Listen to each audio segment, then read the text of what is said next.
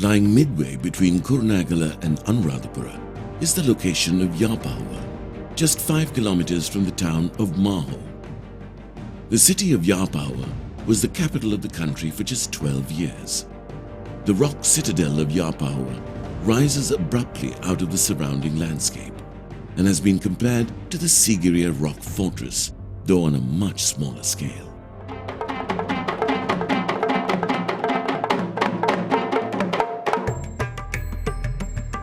The layout of the Yapahuwa rock citadel is in several layers.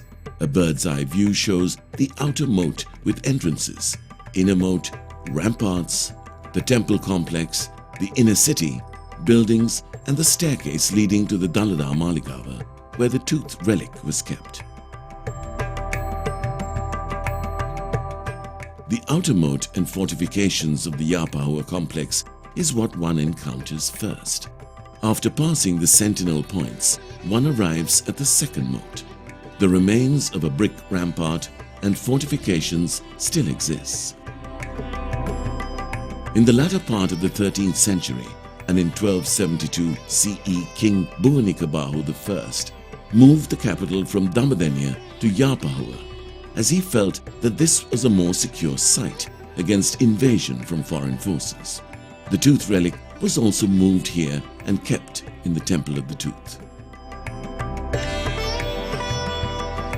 The Yapahuwa Rajamahaviharya is a Buddhist temple complex built during the Kandyan Kingdom and is well preserved and located at the base of the rock.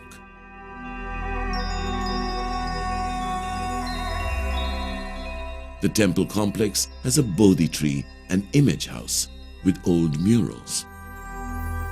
At the foot of the rock is the audience hall and the remains of a series of buildings which little is known of. The most interesting showpiece of the Yapahuwa rock is the staircase leading to 3 distinct levels and the temple complex. One has to negotiate a steep gradient of steps constructed at a 70-degree angle. It is conjectured that this was a deliberate attempt to slow down any foreign force which attempted to storm the kingdom. After ascending the first and second levels, you are presented with an ornate staircase and balustrade with a series of exquisite carvings. The top has a door frame in granite. This too is an outstanding example of workmanship and carving in stone. The carvings found in this upper section include dancers, drummers, female forms, dwarfs, lions and elephant shapes, to name a few. The skill and excellence of the artisans and craftsmen are clearly visible by carving of the 2 granite window frames found, which would have been originally on either side of the door frame. While one frame is at the museum below the location, the other has been preserved at the National Museum at Colombo. Of course, one of the most interesting facets is the mythical and stylized lion form carved in granite on either side of the 3rd level staircase. This style of lion sculpture has been found only in Yapahuwa. It is presumed that a foreign influence, probably Chinese, is the result of this shape of lion. Excavations around the site have revealed over 1,000 coins of Chinese origin, giving some credence to this theory. The 3rd level brings one to location of the Temple of the Tooth. This level has the remains of the temple building foundation, water channels, retaining walls, and stone steps and carvings.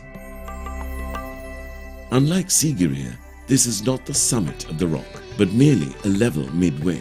When one continues to climb several steps, also built at a steep gradient, you arrive at a set of caves, the housing of monks at the time. Ascending a few more granite rocks and steps, one arrives at the summit. Here the remains of a Dagoba and Bodhi tree enclosure can be seen.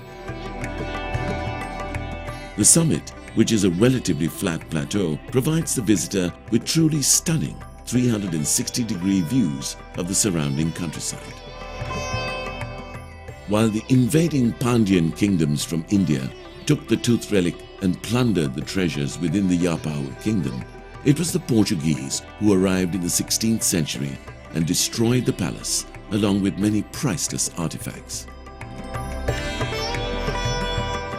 The Yapahuwa site remained in ruins and was discovered by H.C.P. Bell, Sri Lanka's first archaeological commissioner during the inception of the 19th century. The area around the Yapahuwa Citadel has not been fully excavated or explored, and it's believed that what we see today is just a part of the site.